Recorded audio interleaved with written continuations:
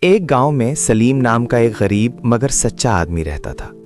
وہ دن بھر محنت مزدوری کرتا اور جو ملتا اسی میں اللہ کا شکر ادا کرتا۔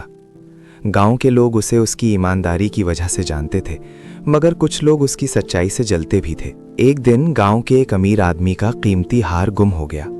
بغیر کسی ثبوت کے اس نے سلیم پر الزام لگا دیا، کیونکہ سلیم اس دن اس کے گھر کے پاس سے گزرا تھا۔ گاؤں کے کچھ لالچی لوگ امیر آدمی کی خوشنودی کے لیے اس کے جھوٹ کی حمایت کرنے لگے۔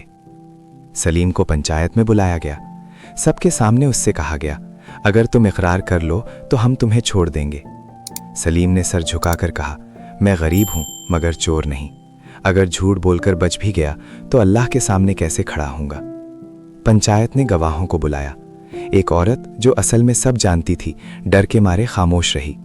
سلیم کو سزا سنائی جانے ہی والی تھی کہ اچانک ایک چرواہا آگے آیا اور بولا، یہ ہار مجھے کھیت کے پاس پڑا ملا تھا، میں گواہی دیتا ہوں کہ سلیم بے قصور ہے۔ ہار واپس آیا، سچ سامنے آ گیا اور امیر آدمی شرمندہ ہو گیا۔ اس نے سب کے سامنے سلیم سے معافی مانگی اور کہا، میں نے دولت کے غرور میں ایک بے گناہ پر الزام لگایا۔ سلیم نے مسکرا کر کہا، میں نے سچ نہیں چھوڑا، اس لیے اللہ نے میرا ساتھ دیا۔